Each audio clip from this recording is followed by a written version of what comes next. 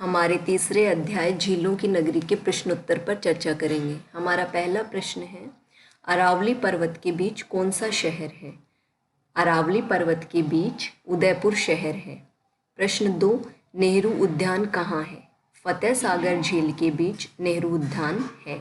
प्रश्न 3, चेतक घोड़े पर सवार महाराणा प्रताप की प्रतिमा कहाँ है?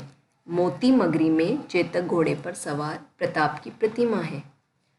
कोष्ठक में दिए गए शब्दों में से उचित शब्द चुनकर रिक्त स्थानों की पूर्ति करें। ये आपको रिक्त स्थानों में भरने के लिए शब्द दिए गए हैं, इन्हें इनके उपयुक्त स्थान पर भरना है। यह आपको स्वयं करना है, आप पुस्तक की मदद ले सकते हैं। सही उत्तर का क्रमाक्षर कोष्ठक में लिखें। क है, राजस्थान का कश्मीर कहा जाता है? जयपुर को, उदयपुर को, जोधपुर को, अजमेर को। सही विकल्प है स, राजस्थान का कश्मीर उदयपुर को कहा जाता है। ख, महाराणा प्रताप के घोड़े का नाम था मोती, अश्व, चेतक, भालू। सही विकल्प है ब, महाराणा प्रताप के घोड़े का नाम चेतक था। प्रश्न 3, सौर वेधशाला में क्या होता है? सौर वेधशाला में वैज्ञानिकों के द्वारा सूर्य की गतिविधियों का अध्ययन किया जाता है। प्रश्न 4, मोती मगरी परिसर में किन किन की प्रतिमाएं हैं? मोती मगरी परिसर में राणा प्रताप की चेतक पर सवार प्रतिमा है। इसके अलावा उनके सहयोगी रहे हकीम खां सूरी, भामा शाह, भीलू राणा पूंजा, मन्ना और झाला की प्रतिमाएं भी हैं। प्रश्न 5, महाराणा प्रताप की प्रतिमा 57 फीट ऊंची ही क्यों है? इसका जवाब है कि महाराणा प्रताप का स्वर्गवास, उनका देहांत, उनकी मृत्यु 57 वर्ष की उम्र में हो गई थी और उसी की स्मृति में इस प्रतिमा को 57 फीट ऊंचा बनाया गया है। प्रश्न 6, शिल्पग्राम में क्या क्या होता है? शिल्पग्राम में लोक कलाओं के विकास के लिए बहुत सारे कार्यक्रम होते हैं और दिसंबर माह में एक मेला लगता है। प्रश्न 7, बच्चों की रेल कौन से बाग में चलती है?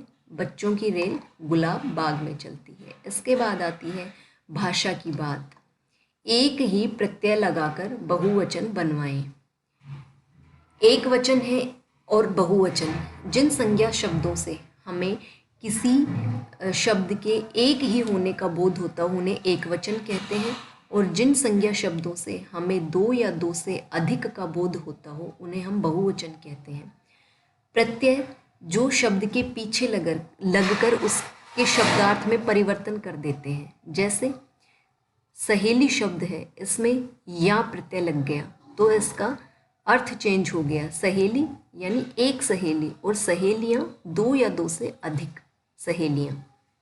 इसी तरह से आपको ये या प्रत्यय ही लगाना है इन सब में और इन्हें बहुवचन में परिवर्तित करना है। लड़की, लड़कियां, रोटी, रोटियां, दवाई, दवाइयाँ।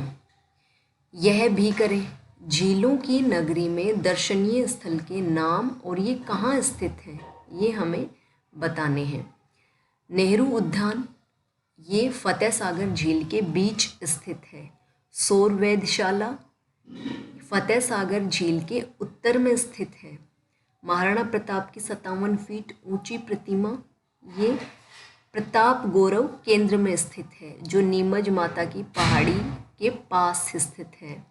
शिल्पग्राम ये सज्जनगढ़ किले के थोड़ी सी दूरी पर पश्चिम में स्थित है।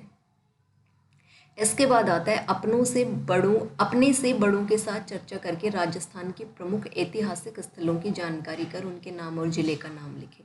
हमारे राजस्थान में बहुत सारे ऐतिहासिक स्थल हैं, है ना, तो वो किस जिले में स्थित हैं? पहले तो उन ऐतिहासिक स्थलों की आपको जानकारी करनी है। इसमें आप अपनी सहायक पुस्तकों का भी इस्तेमाल कर सकते हैं, अपने बड़ों से जानकारी आप इकट्ठा कर सकते हैं, पत्र पत्रिकाओं की आप मदद ले सकते हैं। और इसमें आपको प्रमुख ऐतिहासिक स्थल जो है राजस्थान के वो और इधर वो कौन से ज़िले में स्थित हैं उनको लिखना है। जैसे रणथंभौर का किला सवाई माधोपुर जिले में स्थित है। हवा महल जयपुर जिले में है।